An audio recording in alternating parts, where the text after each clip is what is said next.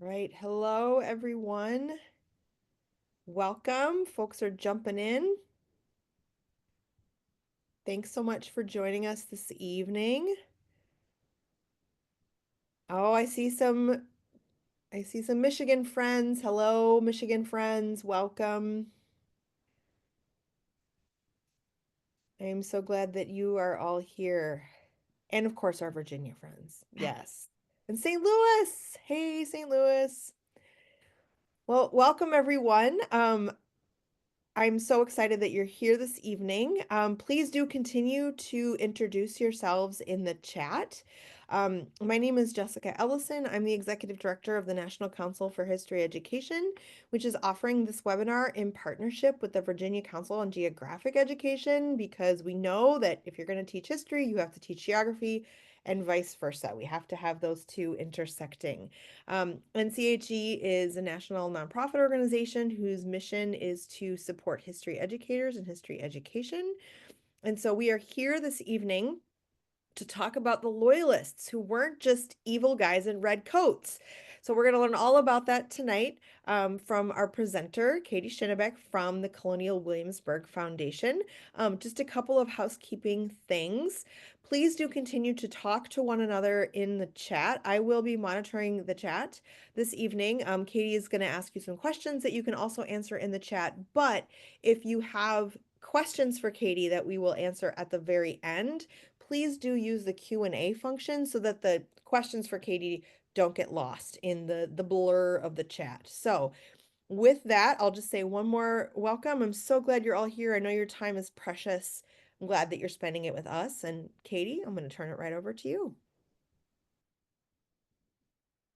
Thank you so much, Jessica. Hi, everyone. I'm Katie. I am a historian of memory, which means that I'm interested in the history of the American Revolution, but also how the American Revolution and Loyalists specifically have been remembered and understood over time. So I'm really excited that I was asked to talk about Loyalists and also about Loyalist monuments. Who knew that those existed, right? So that's going to be kind of our rough plan for today. If I can get my slide to go, there we go. So I thought I would start with just a quick kind of like pop in the chat. What are some of the words that come to mind when you think about loyalists? And for this, I'm thinking like really broad, no right or wrong answer, like things you've seen in television and movies, like maybe things from textbooks or maybe things that you read in history books. So just really broadly, what are some of the words that come to mind when you think about loyalists? If you can just kind of toss them into the chat.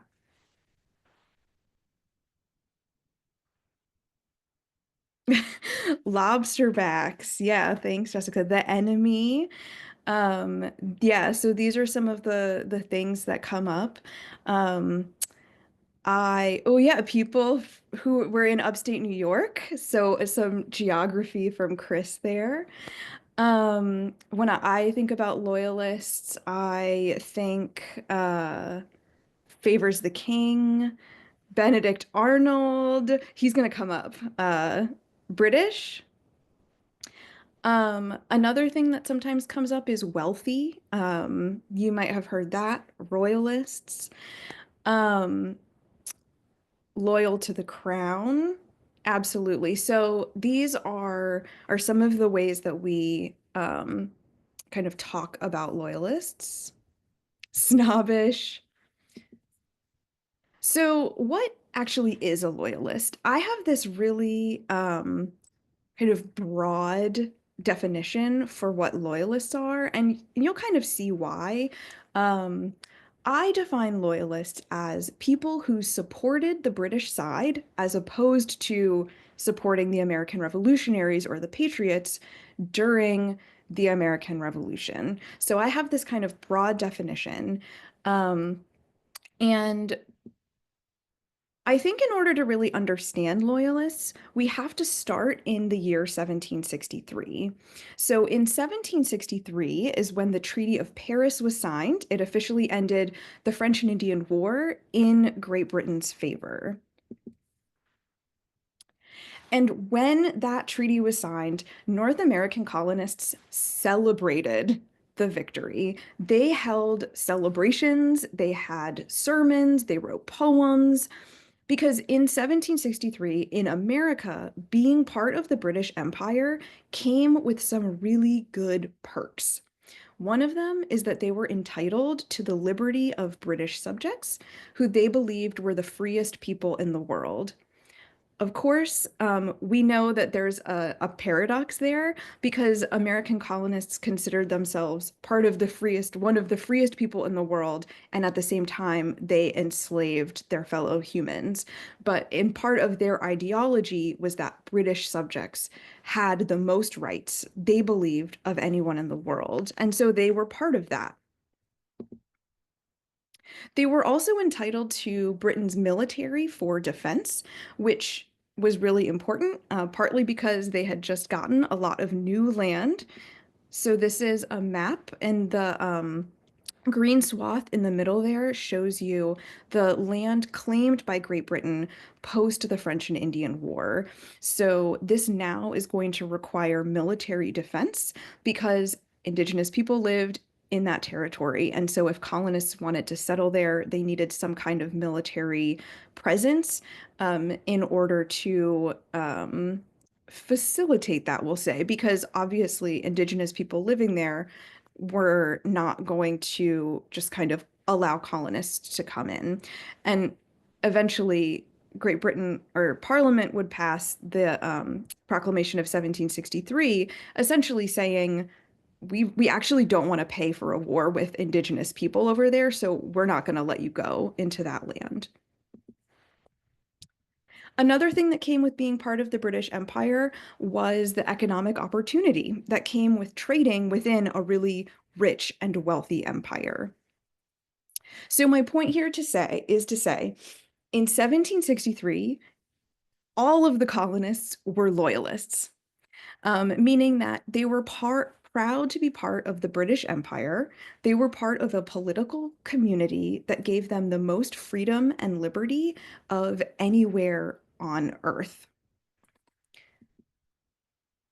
So over time, what happens is not that a bunch of people become loyalists, it's kind of that a bunch of people become patriots.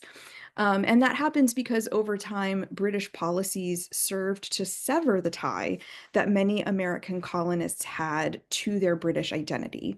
So I have this kind of quick timeline of some of the policies that were severing that tie. So the Proclamation of 1763 that I just mentioned. And my assumption is that as teachers, you're pretty familiar with these, so I'm not going to go into them in depth.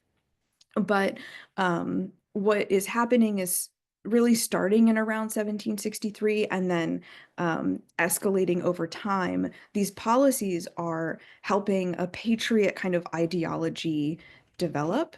And then uh, there has to be kind of a response by some loyalists to say, actually, this is why we should stay part of the British Empire. And lots of people do that. They do that kind of throughout the imperial crisis, the 1760s and 70s. But I want to talk about John Randolph, local to Williamsburg, Virginia, which is where I am right now. Um, so John Randolph was a pretty like wealthy gentry guy. He was the attorney general here in Virginia. He was really well connected. And actually, his brother Peyton Randolph was a really kind of famous, influential patriot who ended up being the president of the First Continental Congress. So here we end up having this loyalist and patriot brothers who are on opposite sides of this political debate.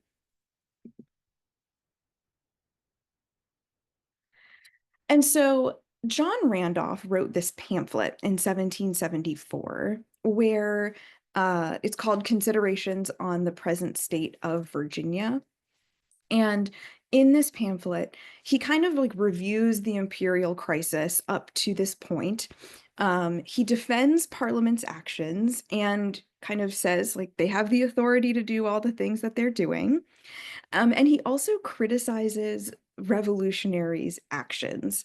So ultimately, he's calling for moderation and he's saying, like, I think things are getting a little scary out here, and it would be great if we could just lower the temperature because I'm a little bit worried about what is going to happen if we continue on this path. So specifically, I wanted to pull out a few quotes because this is 1774 that he is writing this pamphlet. And some of you, as I read, like this kind of might ring a bell. One thing he says is despotism reigns almost everywhere, but in the British dominions. He also says, sorry, this one's a little longer. Whilst we remain tied together by one friendly and common band, we can preserve our religion and property from violation, and bid defiance to all the hostile powers on earth. But if this ligament be burst asunder, our strength will be weakened and our security at an end. And then the last quote I have here, we are not only allied by blood, but are still farther united by the extensive trade and commerce carried on between us. So this is, I can't do math, 11 years after 1763 when the Treaty of Paris was signed. But here he's saying all the things that they were excited in that time about being connected to the British Empire. He's saying we have British liberty, we have their military defense, and we have economic opportunity. So he's kind of laying out some of the ideology, okay, why though would someone want to remain loyal to the crown? So I think that this is like one strain of loyalism is people saying there's actually good things that are part of being part of the British Empire. Let me remind you of them. There's also this other thing that happens though, because when people like John Randolph express that kind of view, there's a reaction. And so John Randolph and Thomas Jefferson were actually pretty close. So this is an excerpt from a letter John Randolph, who we don't have a portrait of, which is why it's not his portrait here. But he wrote this letter to Thomas Jefferson a few years later. He says, the insults I received from a people whose interest I always considered as my own, unrestrained by the influence of gentlemen of rank, gave me much uneasiness. But the unmanly and illiberal treatment which the more delicate part of my family met with, I confess, filled me with the highest resentment.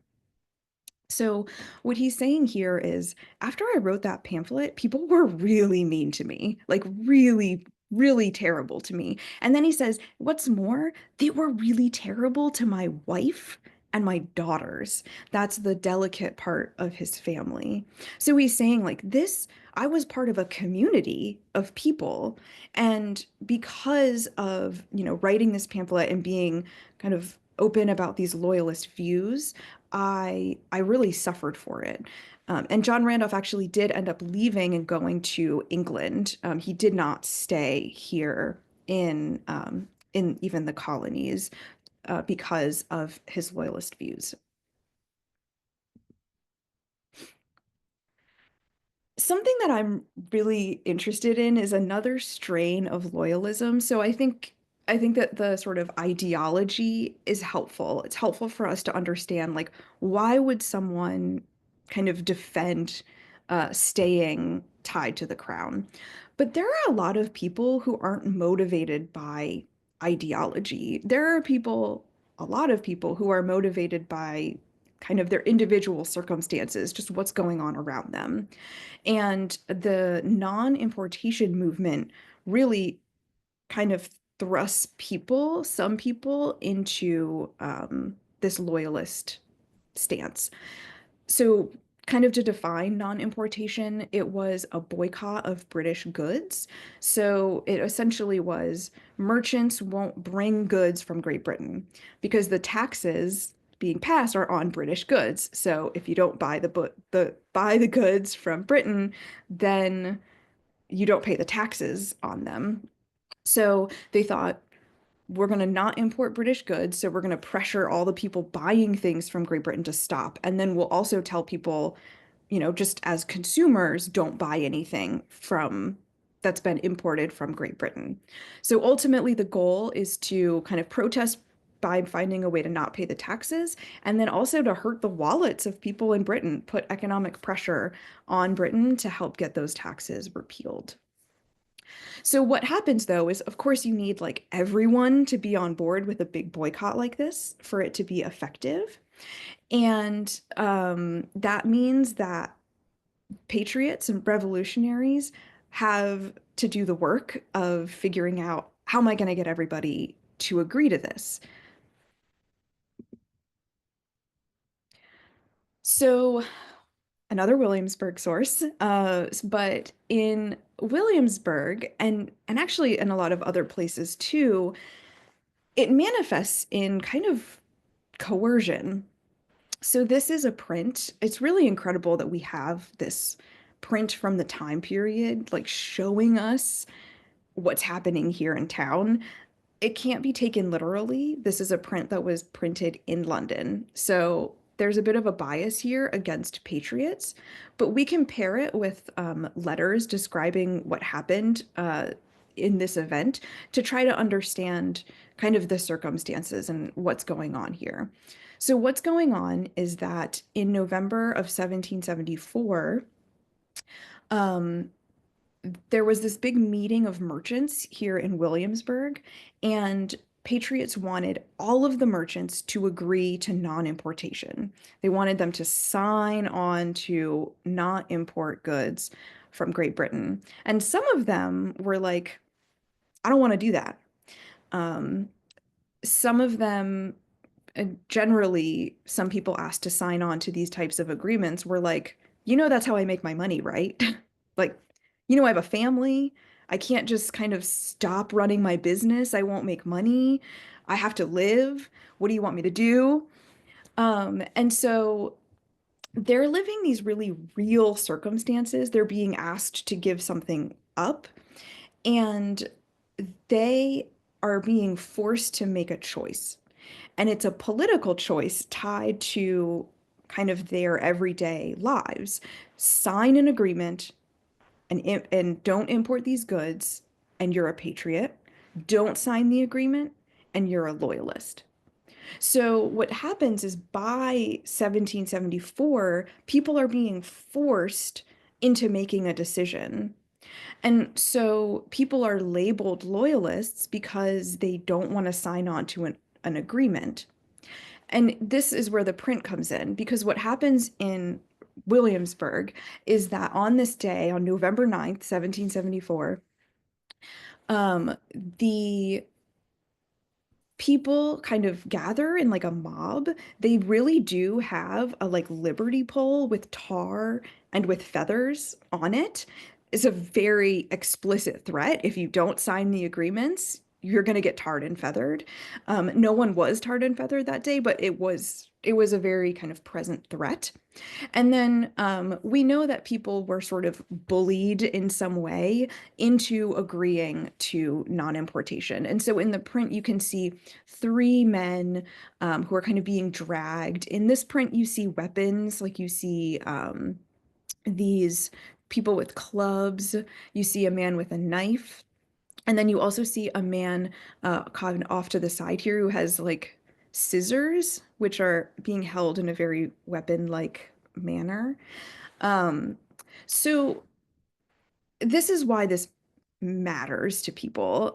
Besides, like, I don't know, if someone was kind of bullying you into doing something you didn't want to do, you would probably be like, I don't like those people. Um, but this is a quote from Henry Fleming, a merchant who was there that day. So he says, America, it said, is contending for liberty.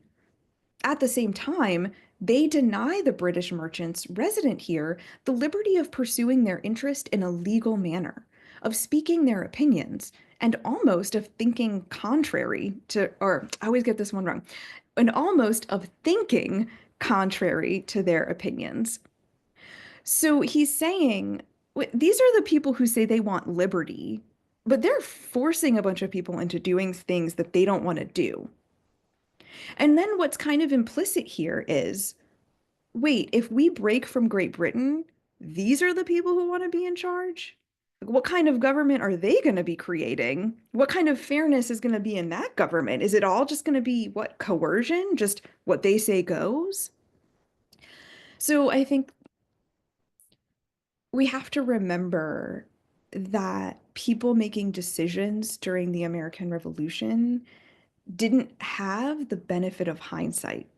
Like we have the benefit of hindsight and knowing that the people who created the government were very concerned about not creating a government that would kind of create this kind of anarchy that they're seeing in this print.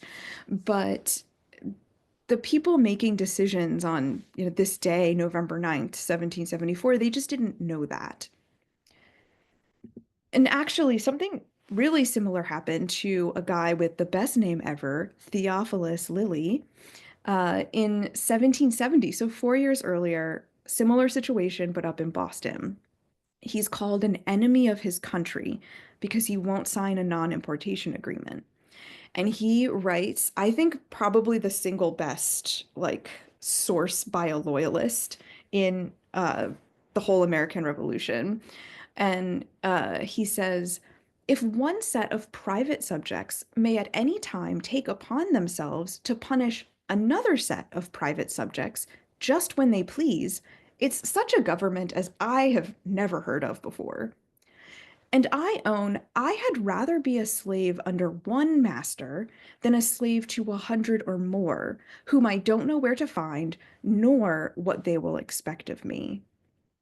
So he's saying, kind of making a comment about monarchy versus democracy a little bit.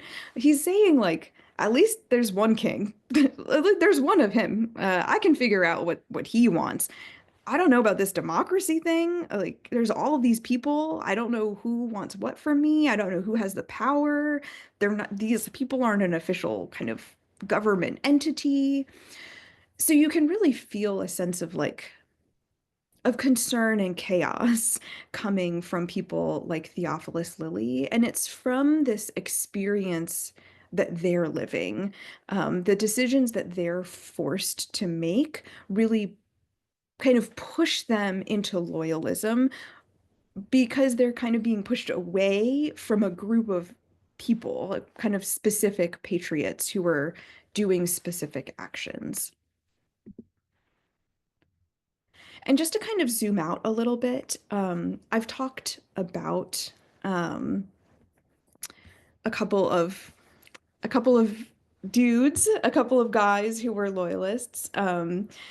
Because the sources particularly were really good, but we also know that loyalists came from really all parts of society. So there were women contemporaries of Theophilus Lilly, Amy and Elizabeth Cummings. They were also people who refused to sign on to non-importation, were called enemies of their country. They and Theophilus Lilly end up in Canada at the end of the war. Um, so loyalists came from really all parts of society. They were probably around a quarter of the population. It's really hard to judge that number, but historians right now estimate about a quarter of the total white population of the colonies, which was total around 2 million. And then we know that a lot of them also leave at the end of the war. They go to England, they go to the Bahamas, they go um, to some Australia, some to go to India, but the majority of them end up going to Canada.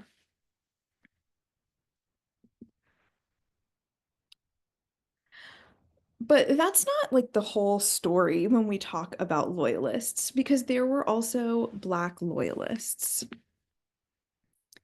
In 1775, the governor of Virginia, Lord Dunmore, issued a proclamation that granted freedom to indentured servants and enslaved people owned by rebels who fled their enslavers and joined the British Army. So initially, that only applied to Virginia, but the policy was expanded to the colonies in 1779. So, throughout the course of the war, thousands of enslaved people self-emancipated and joined the British. So we can see from the inventory right here, this is the inventory actually of Peyton Randolph's household. And Peyton Randolph, remember, was the brother of John Randolph, so he was a patriot. And we can see from this inventory these notes gone to the enemy. So these are people that Peyton Randolph enslaved. And we think that these highlighted notes here were added in 1781. So in 1781, these are noting the people that he had enslaved who had fled to the British. And so these Black loyalists served a lot of functions during the war. They provided military support, they built earthworks, and they performed other really crucial tasks. They were spies, nurses, laundresses, they were men, women, children fled. Um, and oh, I guess on my next slide, Um, we have a few kind of numbers here. Historians estimate about 20,000 people self-emancipated and fled to the British during the American Revolution, and that about 9,000 ended up evacuating with the British at the end of the war. Like white loyalists, they kind of went to different places throughout the world and throughout the British Empire, Canada, England, Australia, and free Black loyalists also started the country, created Sierra Leone, the modern day country in Africa. But one thing that I really like to stress when I talk about Black loyalists is that I think that that term is almost a bit of a misnomer because the word loyalist, kind of when we think about white loyalists, it's about loyalty to Great Britain in some way. But Black loyalists didn't necessarily feel loyalty to Great Britain. That's not necessarily why they fled. They fled for their freedom. So I think that that's kind of, we just have to be careful with, we have to be careful with the kind of labels that we use. I think we say Black loyalist because it's a way to understand a group of people and actions that they took.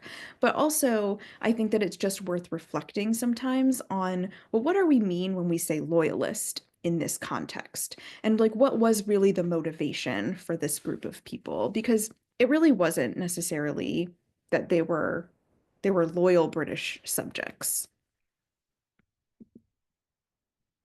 This is also applicable to Indigenous loyalists. So, Indigenous nations really tried to remain neutral during the war. So I have the Six Nations that were part of the Haudenosaunee Confederacy shown on the screen here, kind of in the middle to show that there's this period when they're trying to remain neutral between the British and the Americans. But over time, it really became impossible to stay neutral. Both the British and the Americans developed this mindset that if you're not with us, you're against us.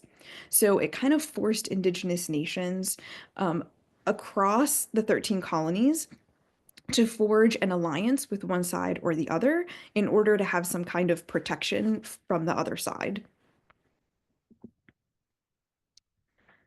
So the Haudenosaunee Confederacy is a good example because not all of these Six Nations did ally with the British. Two, the Tuscarora and Oneida, allied with the Americans. And four, the Mohawk, Onondaga, Cayuga, and Seneca allied with the British. So, why? Why did these indigenous nations decide to side with the British? Um, it's really going to kind of be as unique to each Indigenous nation, but the Mohawk Nation is a kind of interesting and good example. The Mohawk Nation had a really long-standing relationship with the British colonial administration.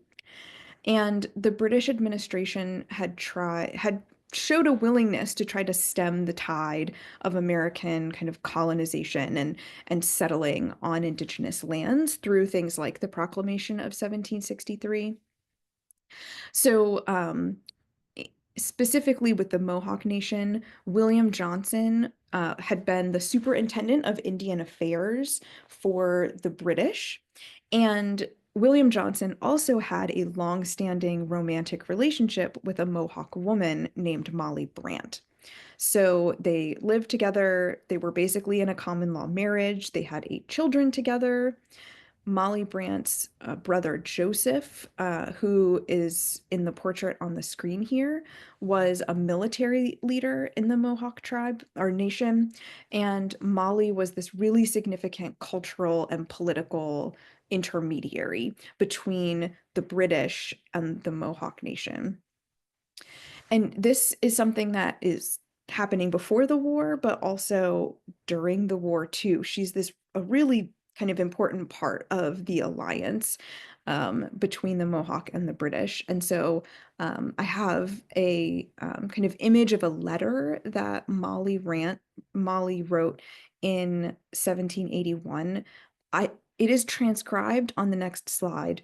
Don't be alarmed. It's a lot of text. We're not reading all of it. I'm just gonna kind of go over some highlights. Like I said, it's a lot of text, but I just think Molly Brant is so important. And it's really important to highlight kind of um, her role. So I'm just reading kind of the bolded points here. So she's writing this letter to her stepson-in-law, who has a lot of connections in the British administration. And she says, "It touched me very sore to hear from Niagara how my younger brother Joseph Brant was used the 6th of April by being almost murdered by Colonel Johnson's people."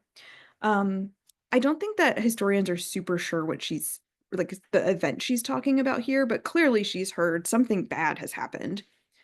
She says, "This usage of my brothers makes me dread the consequences, as some of the Six Nations were spectators of it, and well remember what General Philip Schuyler told them, the Oneidas, who remember allied with the Patriots, that they would be ill used and despised by the king's people for their services." So here she's saying, yeah, the Americans actually did warn us that if we allied with the British, they were not going to appreciate us. So then at the end, she says, "What I'm most concerned about is that it may affect the king's Indian interest. The whole matter is that the officers at Niagara are so haughty and proud, not knowing or considering that the king's interest is so nearly connected with that of the Indians." So here she's saying, if you could pass along to just your friends in the British administration that actually our alliance is really important, and I don't think that they understand that. They don't understand how important we are. So this letter is really interesting because it's kind of helping us see this relationship between the British and Mali and the Mohawk Nation, but it's also showing us that this is not necessarily a relationship born out of loyalty. Um, in fact, it's a pretty tense relationship.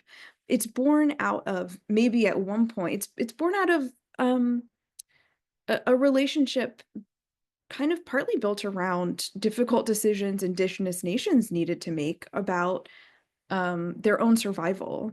We're getting dragged into this war that we didn't ask for. What is the most kind of what side is going to help us be able to navigate whatever comes next? So again, I want to kind of think about that term loyalists, and think about, Indigenous loyalists and whether that is the the best term to use or what other kind of ways that we could think about these different groups of people who are kind of under this one big banner of people who sided with the British. Before I kind of move on to that, I want to make a note about kind of what happens to the Mohawk nations and to the Haudenosaunee people. And that is that they too, at the end of the war, kind of have to leave the new United States, and the British set aside land for them in Canada. And you can see in the kind of long gray piece here is the original grant of land given to the Six Nations in 1784. And then you can see in the smaller portion here, and I'm sorry, it's a little blurry, but the smaller orange portion here is the land that is the current day Six Nations Reserve in Canada, kind of outside of Toronto. So to return to my definition of what is a loyalist, I think that this definition encompasses the groups of people we've talked about today.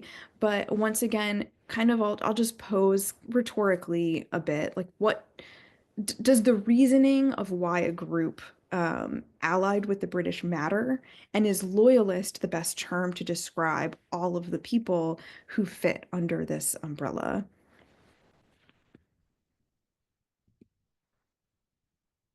Okay, so let's do another quick kind of type into the chat. I started with what are some of the words that we associate with loyalists? What are some of the words that we kind of want students or people learning about loyalists to associate with loyalists after we've kind of thought about them for a while, kind of talked about them for a bit? What are some of the words?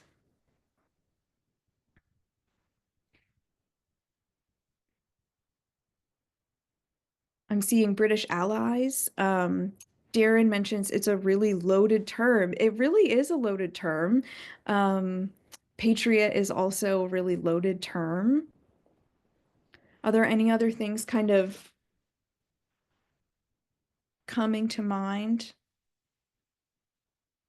Things that we want people to understand? Frenemies. Um, yeah, somewhere on the fence. I think for me, one of the biggest things is the sort of like the idea of just different motivations, that they're not all just kind of like wealthy people who just loved the king and that that was the reason why they made their decisions.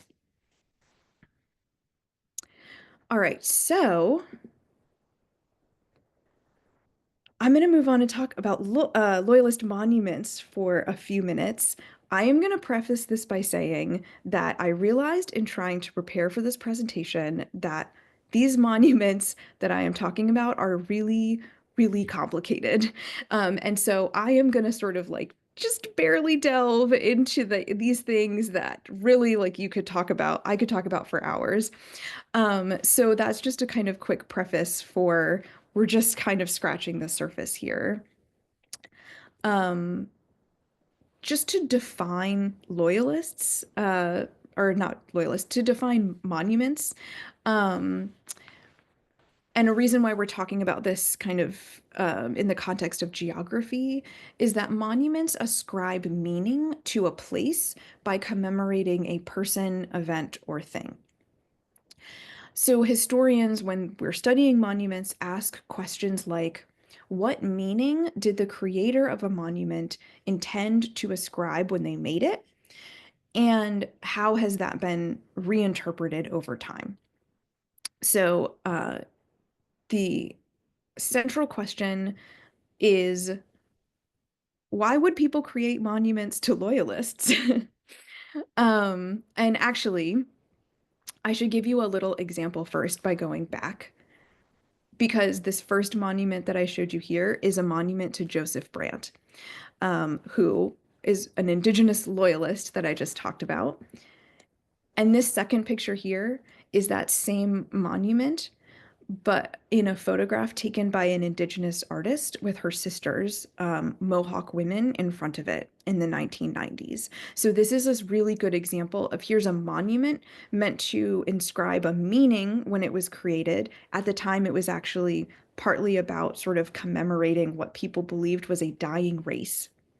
And so if people are saying we're honoring a dying race in the 1880s, here's a woman in the 1990s bringing new meaning to this monument by saying, actually, we weren't a dying race. And also saying, and, Joseph Brant wasn't the only political leader. Yes, still here. Joseph Brant wasn't the only political leader. Indigenous women also deserve to be part of this public memory of Indigenous people's contributions and parts of the war and also of Canadian society after the war. So, a really great kind of way to sort of think about loyalist monuments. But to return to the question of why create loyalist monuments, because there are loyalist monuments in the United States. So here's a couple. These are so fascinating. Okay, so these are both at Saratoga National Park in New York. And the first one here is the Boot Monument. It is a boot. It is a monument to Benedict Arnold because Benedict Arnold was an important part of the American victory at the Battle of Saratoga before his treason. So he was a patriot. He helped him win. And so when people were looking to create monuments at the battlefield, they were like, what do we do with this guy? Like, famous traitor. We don't like him, but also he did good things on this day. Um, so they decided, because he had been injured in his boot during the Battle of Saratoga, um, they decided to make a monument just to his boot. They don't actually name him on the inscription on the back, so you have to kind of figure it out, like who this is to. So it's a really interesting way of honoring somebody without fully doing it. And then these same people do it again. So fascinating. They do it in this big Saratoga monument. On that monument, there's four sides, and there's these niches in each of the four sides. Three of them have significant like generals during like from the Battle of Saratoga.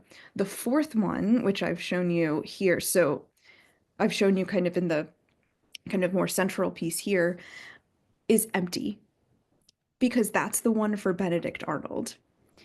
So, uh, once again, people are deciding we're going to honor Benedict Arnold, but we're not fully going to do it. So, a lot of text. Sorry, I'm going to walk you through it. Here's what we need to know, the kind of 101 information about the Saratoga and Boot Monument. Both of them, well, the Saratoga Monument took a really long time to make, but we're going to say 1887 is like its key year, also the year that the Boot Monument was created. They're in Saratoga, New York. They were put up by the Saratoga Monument Association. Now, the context is also important here. Some kind of things to know. It says during a rise of immigration, New York City was a central hub of that immigration. This is a time after the Civil War and Reconstruction. Um, people are thinking about whoa, words, sectional kind of reunification. And also, this is a tourist destination. So they're thinking about how to give tourists things to do. That's just kind of frankly part of their thinking. So here is what one of the kind of members of the association say about this monument. Specifically, he's talking about the empty niche. He says, throughout ages to come, thousands in each succeeding generation will visit this spot to view the monument that commemorates the surrender of Burgoyne. The niche left vacant will prompt forever the question, why? So he is He's saying, and this is tied to this idea of the rise of immigration.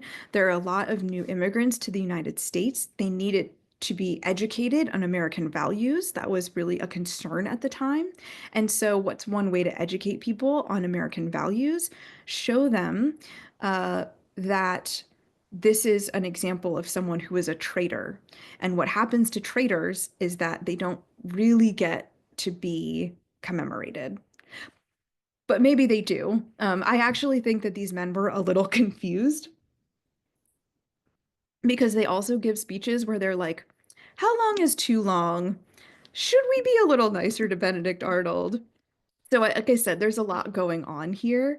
And I see that I'm running into our Q&A. So I will run quickly through our next monument. Um, I want to mention there is another Loyalist monument. It is in Moores Creek, North Carolina, which is near Wilmington, and it is at the Moores Creek National Battlefield, which is where there was a battle between patriots and loyalists, and the patriots won. The patriots won the battle. So the loyalists lose the battle. They also lose the war. This monument specifically is like, they're like, this is to the Highland Scots who participated in this battle, and um, they did their duty, and they did their duty as they saw it, is what it says here.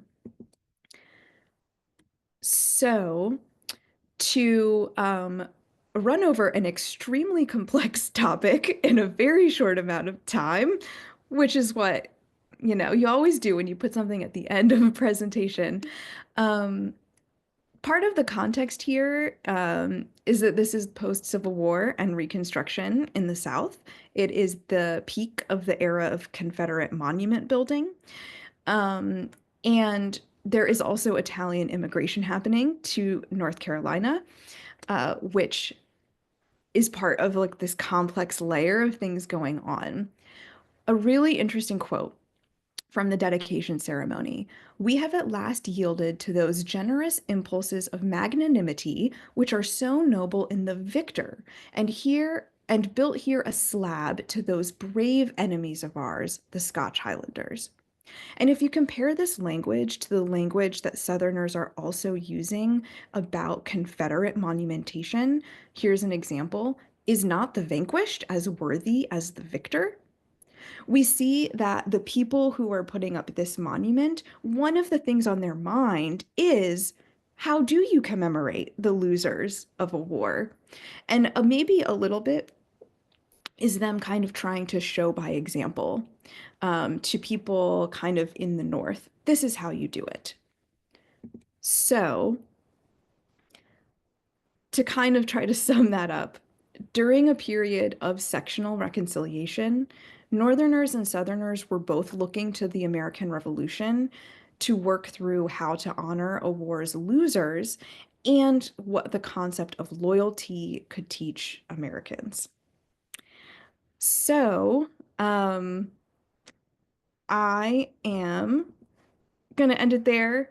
Thank you so much. And questions. Oh my gosh, that was so interesting. There were a couple of times that you were dropping historical documents, and I was like, I've never seen that before. It was so exciting. And I think the conversation about monuments is super important because it's really not necessarily all about the person that's being memorialized.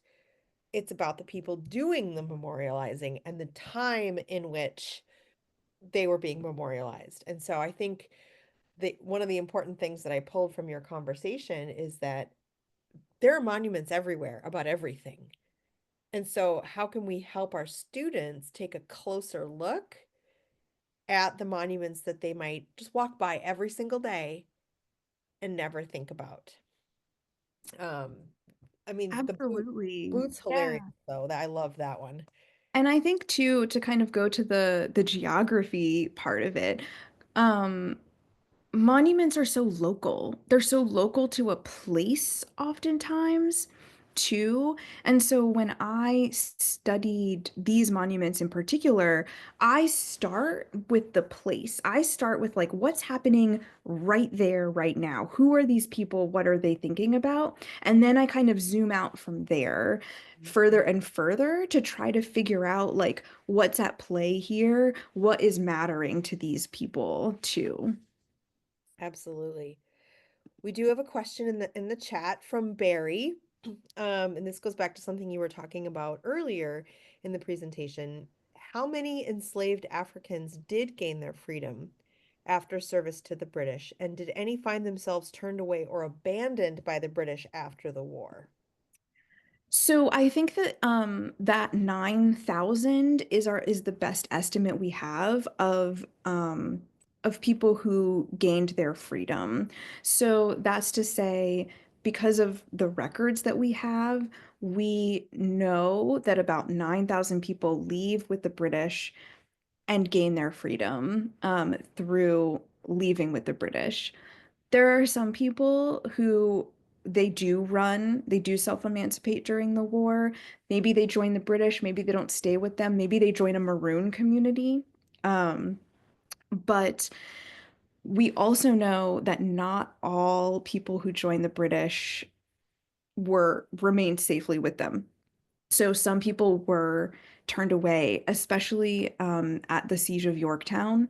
What's something that's like really the most sort of tragic moment of that siege is when the British can no longer sustain all of the people at Yorktown, all of the soldiers, and all of the kind of military dependents, and they start just leaving enslaved people or self-liberated people behind. So that's definitely something that happens. It's really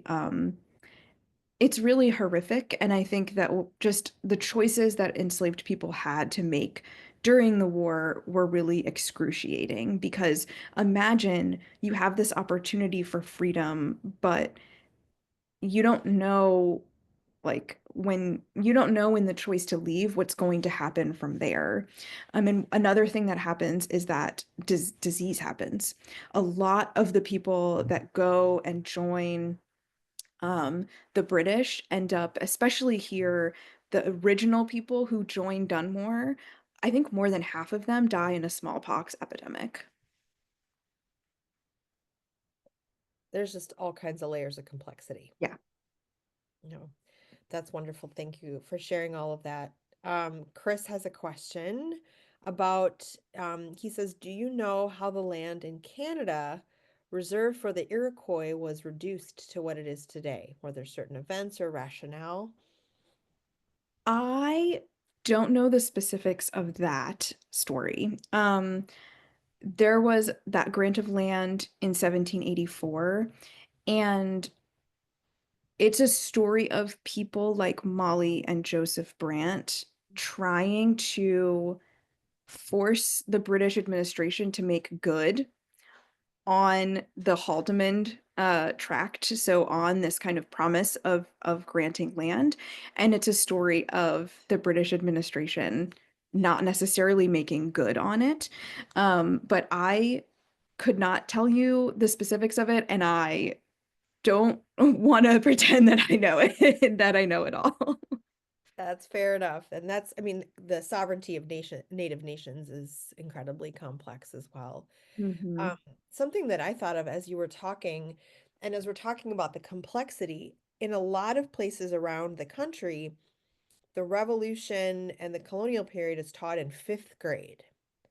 So those are students that are 10 and 11 years old. And so, do you have any advice for teachers to try to chip away at this notion that the loyalists were just the guys who lost, the ones who didn't want to be Americans? Like, do you have any advice for teachers? Yeah, one thing is that that's part of why I love the alternative of Williamsburg print because I know that especially younger students, visual sources are so great. And that print, there is not a lot that like helps you understand, like not a lot of kind of online sources that help you understand all of the nuances. And the good news is that I'm making one. Yay! And it will be available on the Colonial Williamsburg website soon. Excellent. So yes, stay tuned for that. Because it's gonna go into the story, but also literally the parts of it and like why is this person here? What is this person representing? So I think that that is kind of one way, although non-importation is kind of a complex story. But I really also think it's the stories of the individuals. If you can help them kind of understand a person's kind of decisions, even in a kind of more simplified way, um, that is, I I got my start in history as a tour guide, so like I've done a lot of that. I think that that is like such an entry point because we know that people just connect with people. I think that's a really excellent point. As you know, students certainly understand the concept of making a decision. Um, Mhm. so if you can put a human face on folks who were leaning toward the British side and the decisions that they had to make, I think that's a really great way to get at that, that complexity. So that's wonderful. Well, we are just about at the end of our time. Katie, any last thoughts that you want to share with the teachers in the audience here? Oh my gosh, I don't know. I've I have no thoughts in my brain, Jessica.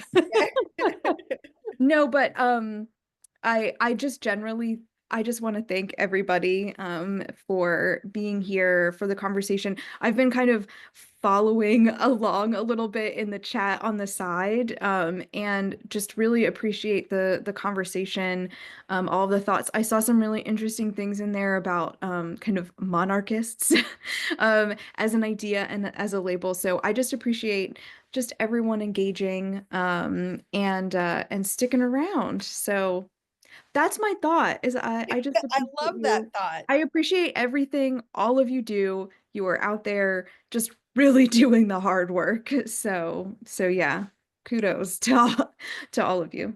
100%. Teachers are just like the heart of what we do. So thank you so much, Katie, for being with us tonight. Thank you to VCGE for helping sponsor this webinar. And teachers, keep at it. You're doing the great work.